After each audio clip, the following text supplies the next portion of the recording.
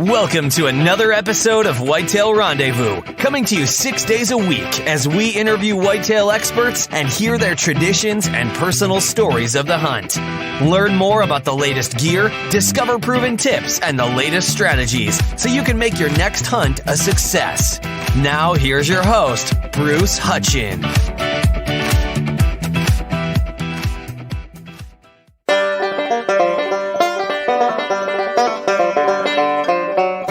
Welcome to another episode of Product Spotlight. We're going to head out to Tulsa, Oklahoma, and we're going to connect with Michael Cleveland of Ultimate Antler Deer Feed. Michael, welcome to the show. Thanks for having me, Bruce.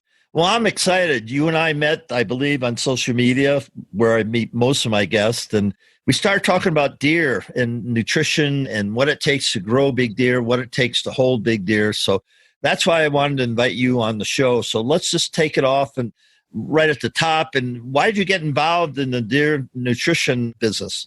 Well, it all started back whenever I was 12 years old, kind of like most people, you know. My dad took me hunting, and the first time he took me, I fell in love with whitetail deer, and that's been my passion my whole life. And so I'm just normal, just like everybody else. The only thing different for me than anybody else is I had the passion. It bit me so hard that was my whole life. And so, you know, over the years hunting and taking animals and harvesting different animals, you know, I'm just like everybody else. After a while, you know, I mean, you get tired of shooting the 2 and 3 year olds and you just want to shoot bigger animals. So that's what my passion turned into. I started letting deer walk, trying to let them get a year older, you know, a year bigger. And just like everybody else, I mean, everybody else deals with this too, you know, as soon as they jump the fence, your neighbors shoot them. So, you know, that's just part of free range, free chase whitetails, you know. So we started back a little over 20 years ago, and we started intensely managing our whitetail herd. You know, we enrolled in I live in Oklahoma, so we enrolled in all of the Oklahoma management programs that the Oklahoma Wildlife Department offers. We had food plots, we had alfalfa circles, we had mineral sites. We had everything. We did everything that the wildlife department told us. You know, we let deer walk. We tried to manage our deer herds as far as having the right buck to doe ratio, all that. We'll get into that a little bit, you know, here deeper into the episode. I'd like to talk about that. But, you know, basically just like everybody else. And we was letting deer go from one year to the next. And then all of a sudden, you know, Mother Nature, you know, all too often how she does, she blessed us with a 5-year drought here in northwest Oklahoma. And in that 5 years, we had a little over 2.3 inches of rain in 5 years. So, you know, there was nothing out there for the deer to eat, no browse, nothing. If it wasn't something that we planted and had an irrigation, there was nothing out there for the whitetails to eat. So what happened is on one particular farm that we have, my partner and I, Randy Lively, that's in the business with me, he's got a place where he grows alfalfa, and that alfalfa had been there for 4 or 5 years. The deer had grown up on the alfalfa, and that was basically the only thing around for them to eat. We had deer coming from miles around. And during that time period, you know, alfalfa, it's good. It's about 30% protein. So the deer had all the protein that they needed. And during that time that we had that drought, you know, the deer actually from one year to the next, instead of getting bigger, they actually gotten a little smaller. So we had deer that were on trail camera pictures that we had taken inventory of, and you can tell exactly what deer it is. Their rack looks exactly the same from one year to the next. And from the deer being 4 to 5 years old, they actually went backwards. They lost 7 to 10 inches of antler growth. And typically between that 4 and 5 year age, that's their biggest jump. And our deer actually went backwards. So I got with my cousin, which at the time he was a wildlife biologist for the state of Oklahoma. And then one of our best friends, he's this assistant director of the Oklahoma Wildlife Department. We got with them, started talking to them about management practices and how we could actually grow these deer bigger. Well, my cousin, he was a game biologist. He told me to get in contact with the University of Texas A&M down in Texas. And they've been managing wildlife and putting supplemental feed out for these wild deer for years. And basically I got in contact with them, and how that all evolved and came about was what they actually did was they put some mineral out for the deer, and they started feeding these deer. And then what they would do is they'd collect the feces and they'd send it off to have it analyzed, and it was showing no traces or no amounts of minerals. So they started adding more, and they started adding more. Once they started getting the mineral in the feces, then they knew at that point in time that was the amount of mineral that was required for a deer to grow its antlers. So then what we did is, and that's public knowledge. You can go on their website, you can Google it, whatever. They'll give you that information. They'll tell you what minerals are required to grow the antlers. Well, there's two types of minerals that are out there. There's your micro minerals and there's your core minerals. And so the number one mineral associated to antler development is selenium. Of course, then you have your phosphorus, your phosphate, your calcium, your copper, your zinc. You have all the minerals that's required to grow the antlers. So what we did is we took that, we blended it in with the protein, because deer will eat protein every day. Now, the mineral, you pour it out, and I challenge everybody to do this, but pour mineral out on the ground and then set a trail camera up against it. And what's going to happen is when you first pour it out, they're going to come and they're going to hammer it because they're mineral deficient. Their bodies are needing the mineral. So they're going to eat, and you're going to get pictures of them 2 or 3 nights in a row. Then once they get everything that their body is required in the minerals, they'll stop touching it for 4 or 5 days. Well, then after 4 or 5 days, they'll come back to the mineral sites and they'll eat it. And then they won't touch it again for 4 or 5 days. And that's because wild animal only consume mineral when their body requires it. Well, they'll eat the protein every day. So what we did is we took the protein and we blended in the mineral right into the protein. So we're force feeding them the mineral. They're getting the mineral every day that they eat the protein. That won't hurt them. They're going to utilize what they can, and what they don't, they're going to just expel.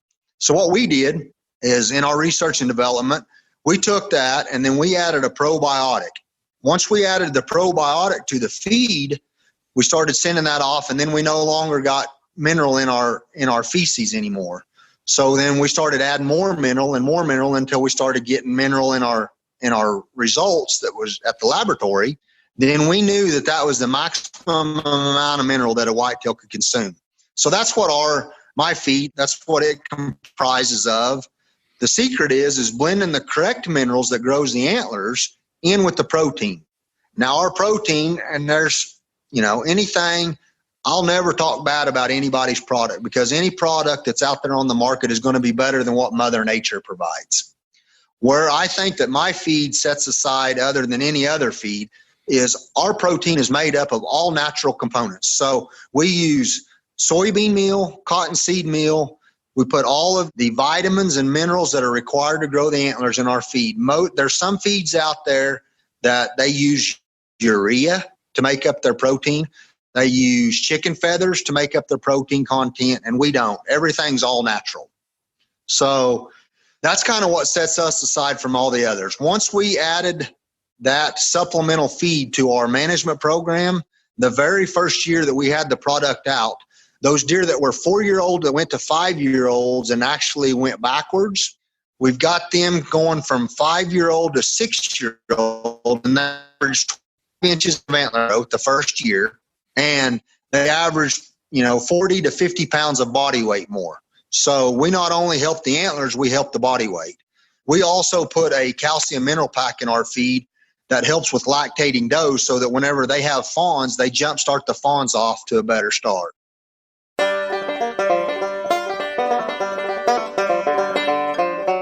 Announcing the North American introduction to Gumleaf USA, the best European handmade rubber knee boots.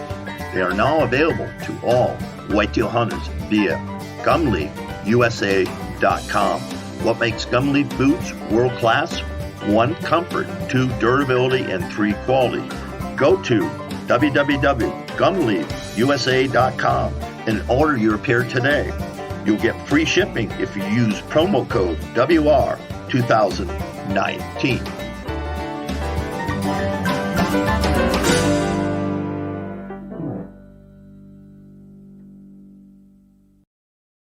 Now, are you feeding year-round, or just during, when they drop their antlers, they stop growing their antlers? So I don't know what it is in Oklahoma, but in places it's March. And so tell me about your feeding regimen.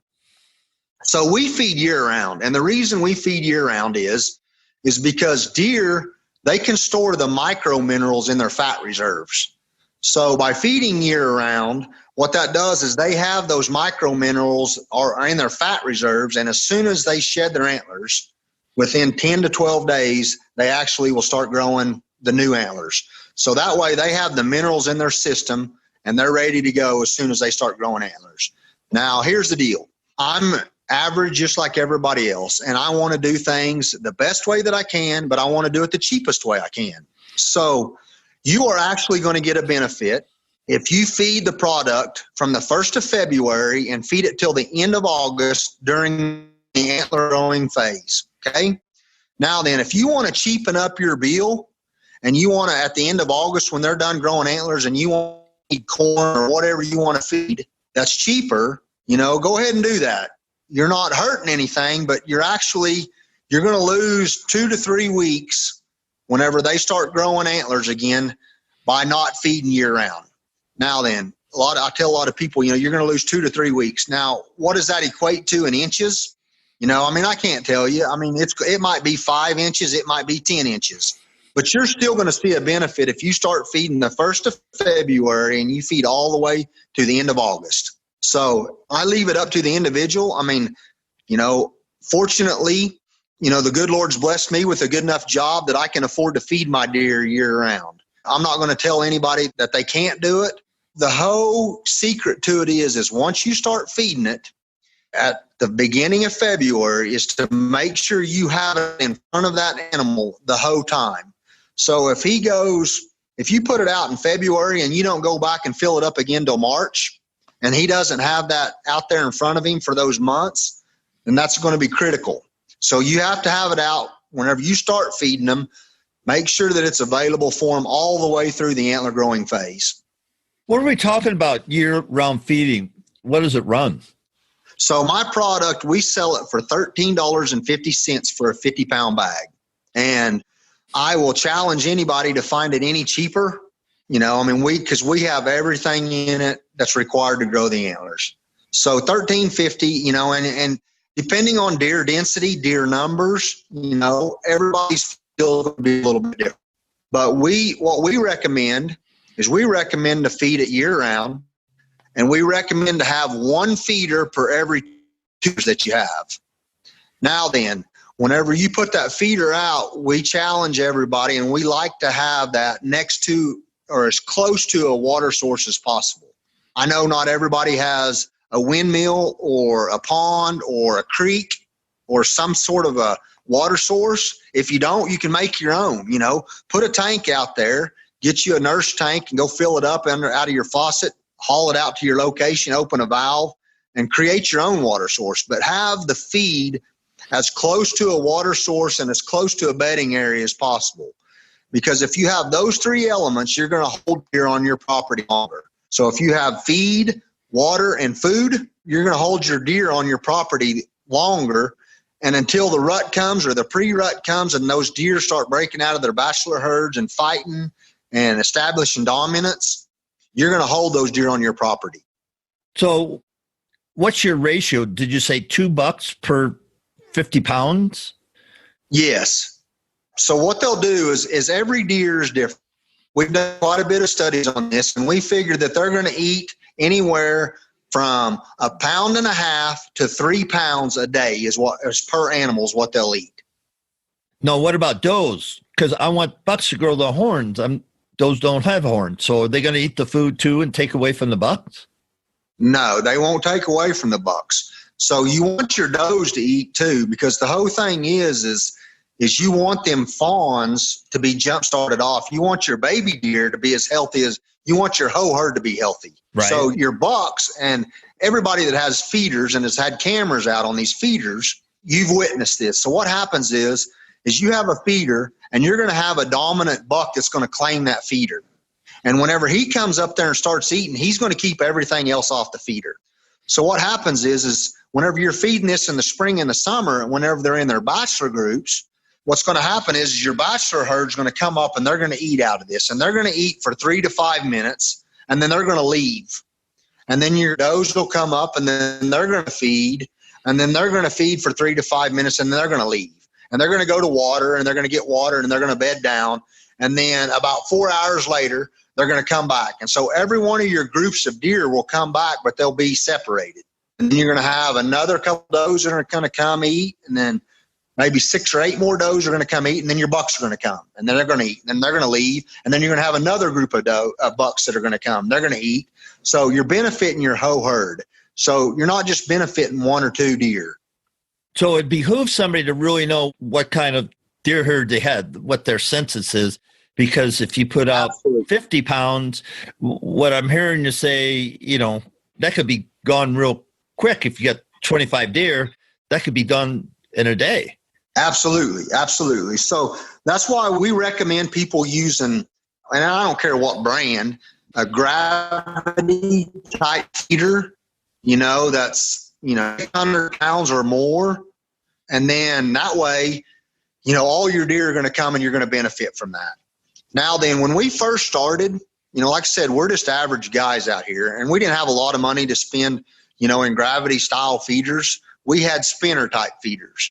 Well, so what we did is we would just go pour it out on the ground. We would pour a 50-pound bag out on the ground, and we would go back the next day and we would check it. If it was gone, we'd pour out another 50 pounds, If it was gone every day, then we started learning, hey, we needed to pour out 100 pounds at a time or whatever, a couple bags. But the problem with that is, with Mother Nature and the elements and rain and stuff like that, you waste raccoons, turkeys, you waste a lot of feed like that. So we recommend getting a feeder that's a gravity style feeder. And then that way it's up high enough off the ground that the raccoons and the turkeys and everything's not robbing, the feed from the deer. Now, folks, it's going to be legal to feed in your state.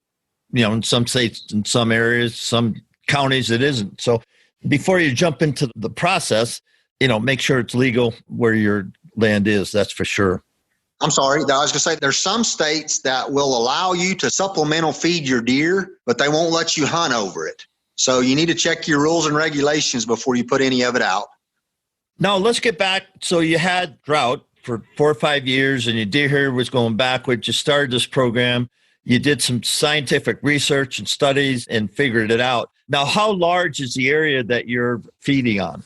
So I have a couple different places.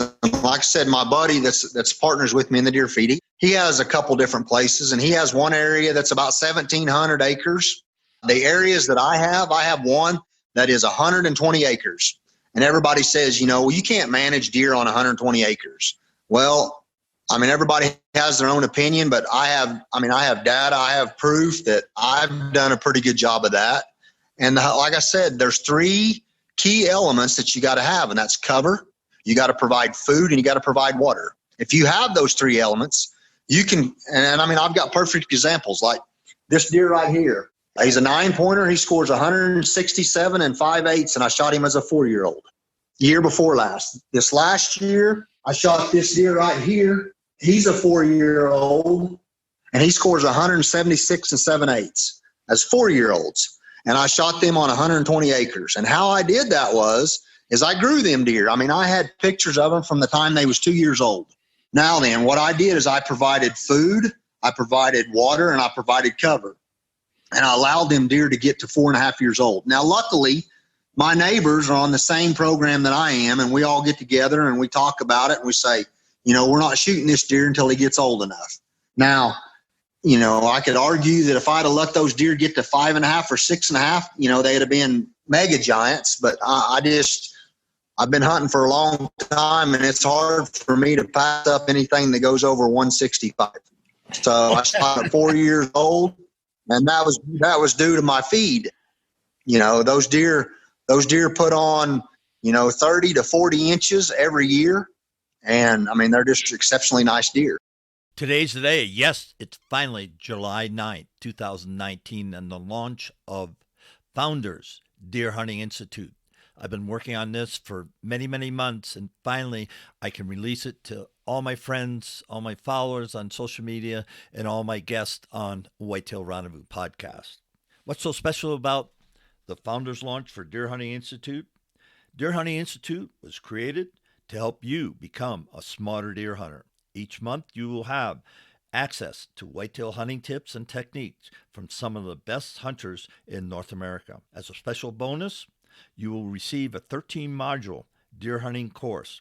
It is loaded with information no matter if you're a beginner, seasonal, or 365 hunter. Spots are limited, so go to deerhuntinginstitute.com/founders-invitation to claim your spot now as a founding member of Deer Hunting Institute. Anybody would be challenged to see a 150-inch deer walk past you, what you know is 4.5 years old. Those are mature deer, and any shot you shoot or any shot you take, it's your hunt. And if you're into growing big deer, it's really hard to pull off them and say, I'm going to, on 120 acres, we got friendly neighbors, let's say, but, it'd be hard. It really, it'd be hard. It is. And like, I am so passionate. I'm into growing big deer.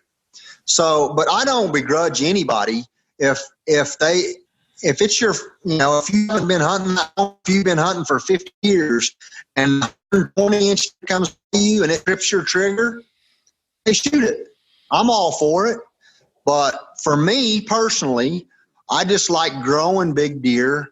And if I can harvest them, that's a bonus. If I can't, then I really enjoy watching them from year to year and to see how big they get.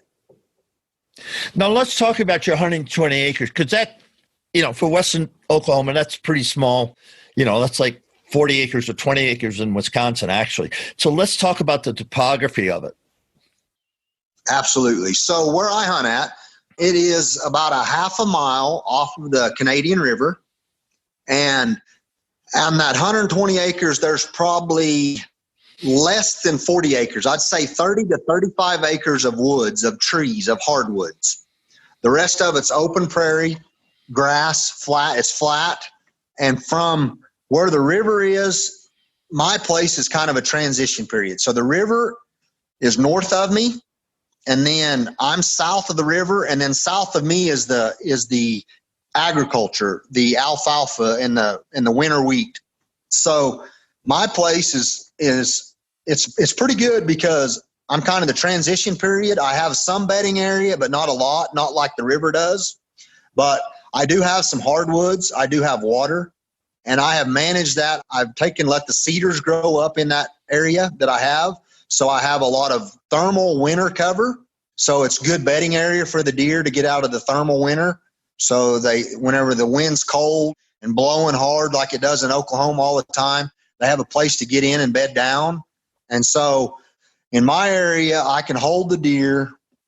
I feed them, I water them, I provide that cover. I offer everything that they need until the rut comes along. So, I don't have, like you said, if it was in Illinois or Iowa or Wisconsin or somewhere that was heavily wooded, my 120 acres would be like 20 or 30 acres up there. Well, you've done a heck of a job, and I just love, how you've really thought through the process of what the deer needs and, how to measure that they're absorbing it, using it, or throwing it off their body. So then you get back to the basics. And the thing is, I think you're right when you mention that once you start a feeding program, you got to commit to that, because it really doesn't do you any good if you start something and don't just carry it on. So it is work. Being a 365 hunter is work. Now, living where you do, how far is it to your farm? So where I live in Tulsa, and it's 3.5 hours from my place here in Tulsa where I live to my place where I hunt in northwest Oklahoma.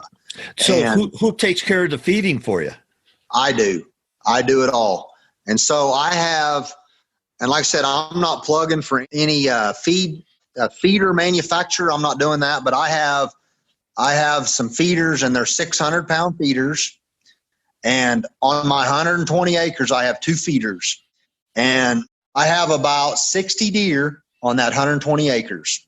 And I've done that from deer studies, from night spotlight counts that we do with the Oklahoma Wildlife Department. So I know about how many deer I have.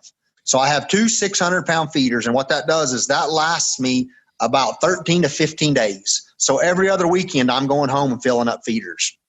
So 2 tens a month. Yes. Basically. And there's certain times of the year that the deer will consume more than other times. So coming right out of winter, like January and February, they consume like that 3 pounds a day. Now then, like right now in Oklahoma, the good Lord's blessed us with a lot of moisture. And so we have a lot of browse. So like right now, the deer aren't consuming as much as they normally would. They're consuming about 1 pound to 1.5 pounds a day. And so like this time of year, I can let my feeders go 3 weeks. Other times of the year, I have to go every 2 weeks. So I just make it a point to go and I fill them up every 2 weeks, whether they're completely empty and I need to fill them completely full, or whether they're half full and I just need to fill them up halfway to top them off. Well, you were smart to start a business because you're going to grow deer and it takes feed to do it. So you own the company. So good on you. Absolutely. And here's the thing about it, I mean, most hunters, if you think about it, most hunters, they don't feed year round. So they don't, but they watch TV and they say, hey, I saw some fancy hunter on TV the other day and he shot a 180-inch deer. I want to go out and I want to hunt hard. I'm going to hunt the wind right. I'm going to do everything that I can. And I want to shoot me 180. Well, let's be honest about it. If you don't have a 180-inch deer where you hunt, you're not going to kill a 180-inch deer. So what you have to do is you have to think back and you think, okay, well, what do I got?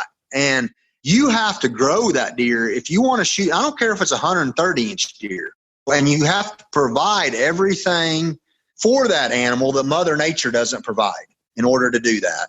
So I feed year round. I give my deer everything that he needs to grow that rack during that antler growing phase. That's great. Let's switch it up. Oh, before we do that, how do people reach out to you? How do they get on your website? How do they buy your product? So, they can go to the website. Our website is Ultimate Antler Deer Feed, all one word, at .net. And then our email is ultimateantlerdeerfeed@gmail.com. They can get on Facebook and look at our Facebook page, Ultimate Antler Deer Feed, or they can call us. They can call 580-334-4181, or they call 580-273-3320. And I love talking about whitetails, and I'll talk all day long when somebody wants to about it. Why don't you give us those numbers again? So it is 580-334-4181 or 580-273-3320. I'd like for people to go out and look at our Facebook page. I've got a good friend of mine that has a high fence deer farm, and he has allowed us to do a lot of research and development on his facility.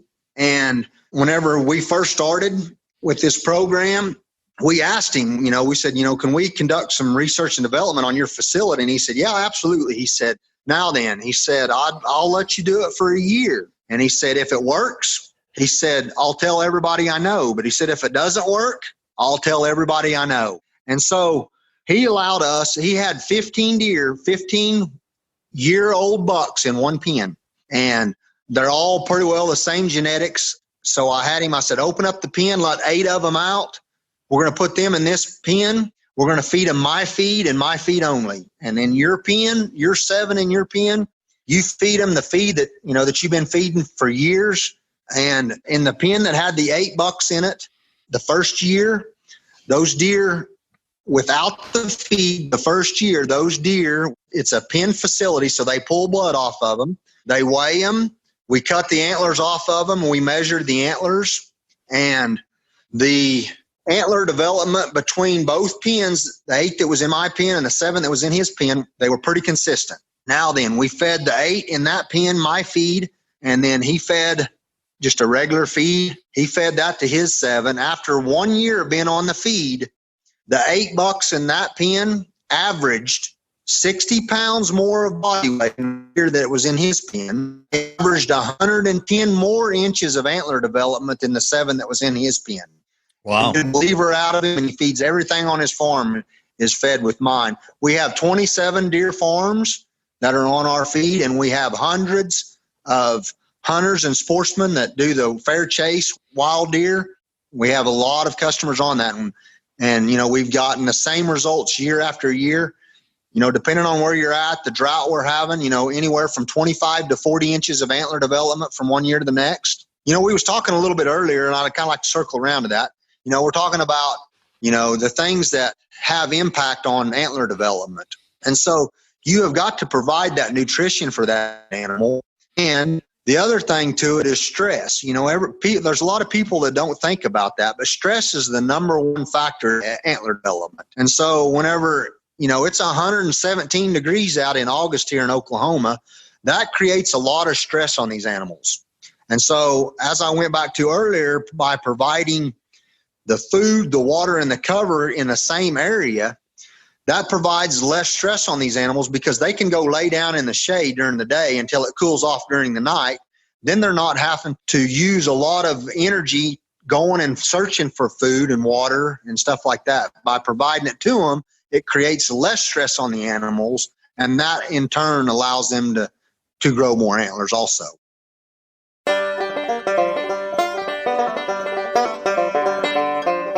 Hey, thanks for listening to the show tonight. Before we go, can I take a moment and say thank you? Listen, as we started the Whitetail Rendezvous podcast journey, we had no idea what to expect. But after 4 years, we received a ton of feedback from our over 400,000 listeners and climbing to 500,000. Speaking of which, we are now closing in on over 600 featured guests. Thank you. And a quick shout out to all those who have left an iTunes review and your feedback. I get those and really appreciate it.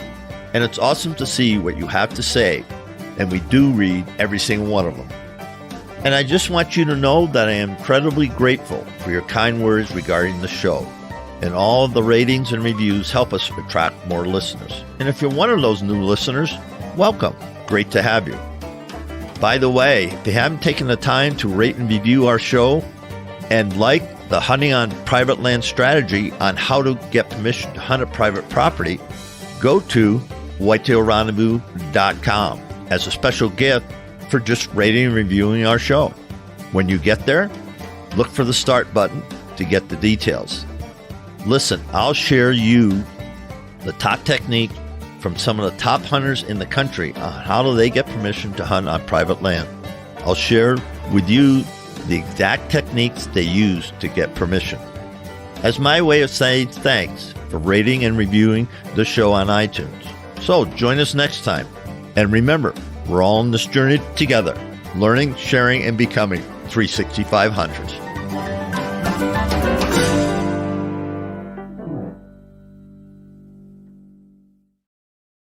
Let's talk about how you hunt your woods and your 120 acres, because in the right conditions, you could be in a ground blind and you could hunt, if you have topography, if it's not pool table flat, you can hunt that way, especially if deer are coming off the Canadian River and, heading through your property to food every day, because they will travel that far. Absolutely. So what I do, and what I help a lot of people out. I go look at their properties and, tell them where they need to hang stands and put ears out, put water sources and stuff like that. So what I like to do is I like to get a topo map of the area. And then, Mother Nature provides natural bottlenecks, natural funnels, etc. And so I like to find those natural corridors, those natural travel patterns. And like on my place that I have that's 120 acres, like I said earlier, I've got about 30 acres of woods.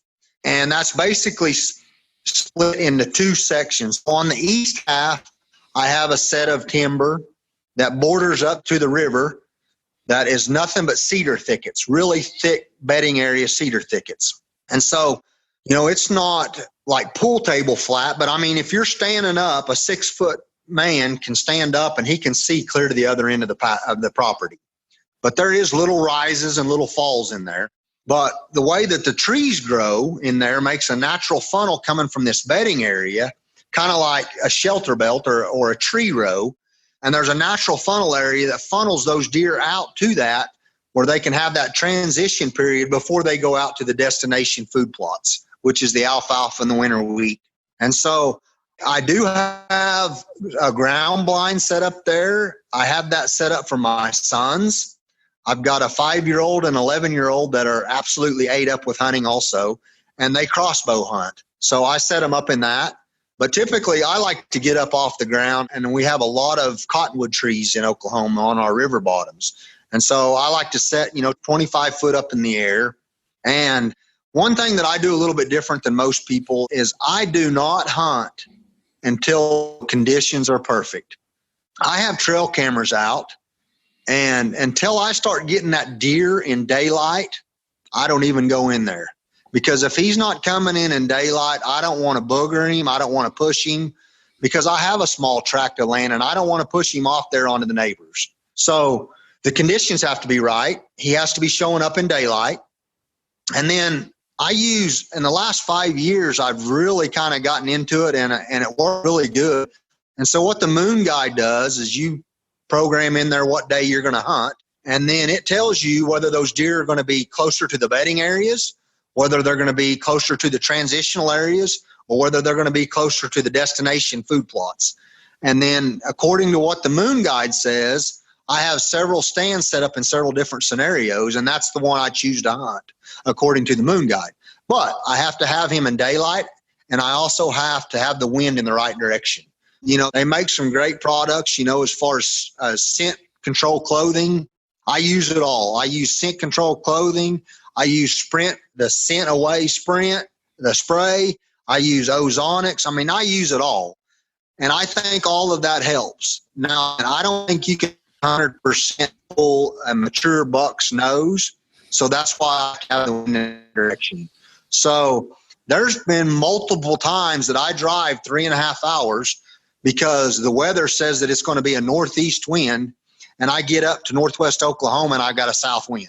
Getting in there and trying to fool him, because one time you bump him, you're not going to get very many opportunities at a mature deer. So I have both. I have tree stands, I have ground blinds, and I think every situation is a little bit different. And so you have to be able to adapt, and now you have to have several different scenarios and types of stands to hunt. Michael, you said a couple of key things. One, the conditions have to be in your favor and against the deer. So you want to tip it over the 50%, the 50-50 chance, because you want to be higher than 70%, because deer in the daylight, a moon phase, and the wind, those three things in your favor, that counts for a lot. No question about it. How about your access and your exit points? How do you do that and not get busted? Especially in the evening when the deer are already coming by, they might be in the open.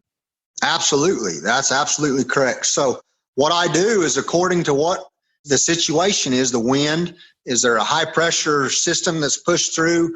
Is there a cool front? Whatever. I'm going to know by getting pictures of that deer at what time he's coming out. And if I get a cool front or whatever. So I pretty well know by my topographical maps that I have, by my place. I know it. I've hunted it for a long time. I know where they bed. I know where they're going to feed. I know where that transition period is. So I know where all that's at. So what I do is, depending on if it's a morning or an evening hunt, I adjust. But what I do is I always enter and exit my stands away from where the deer activity is going to be. So if I know that the deer are bedded south of me, then I'm going to enter coming in from the north so that I'm not boogering any of that. And I'm going to make sure that I have a south wind before I do that. If I don't, if those conditions aren't right, then I don't hunt it. Even if I drove 3.5 hours and I'm like, well, I'm already here, I might as well hunt. I don't do that. Everything has to be right. Now then, so I know that the deer are bedding south of me. They're going to be coming north to the food sources. So I'm going to enter in from the north to get in my stand. Let the deer come to me. If I don't see them at night or whatever, and they go on out to the alfalfa, the destination food sources south of me, whenever I leave, I'm not going to walk south with the wind and let the wind blow my scent right to them. I'm going to exit going either to the east or to the west and go back around and to wherever I park. So I think personally, I mean, your entrance and your exit to your stand is very critical. So folks, just take note of that and kind of think of, I don't care how many acres you have, wind, activity, and moon phase. And there's a lot of debate about the moon phase, and I'll just leave it at that for our different show, and we'll get different people on to talk about the impact of a moon. I know personally the moon can be an asset or it can be a detriment, either in fishing or in hunting. I know that. Absolutely. I know that for a fact. So having said that, so tell us one more time how to get a hold of you or how to buy your product. So you can call 580-334-4181 or 580-273-3320. Michael, anything you'd like to close with? I just say thanks very much for allowing me to come on here and talk to you for a little bit. I just really like talking about whitetail. Like I said, I'm not anybody special. I'm just an average, ordinary hunter that has a passion. I've just taken that passion a little bit further than most people. We've done a lot of research and development on deer and deer nutrition, deer activity. And like I said, I'm not going to ever talk bad about anybody's product. I don't care if you use my product or somebody else's. It's better than what Mother Nature provides. And like I said before, if you don't help your deer reach their genetic potential, Mother Nature's not going to do it other than age. And there's very few deer that get to reach that 6, 7, 8 years old maturity out in the wild that's going to grow that type of antler if you don't help them out. And there's certain seasons, there's certain years that we have droughts that we have to provide that nutrition for those animals. So like I said before, it just depends on what you want. If you want to shoot a 160-inch deer, if you don't have a 160-inch deer, you're not going to be able to kill him. So the best chance that you have is to grow that deer and help him reach maturity so that you can harvest him. Thank you very much for having me on here. I really enjoyed it. And thanks for giving me the opportunity. Well, on behalf of thousands of listeners throughout North America, Michael Cleveland, thank you so much for being a guest. And I look forward to catching up with you down the road. Absolutely. Thank you. Thanks for joining us. Be sure to tune in tomorrow for another episode of Whitetail Rendezvous, where you can listen and learn from the experts so you can be more successful on your next hunt. Until next time, listen, learn, and succeed.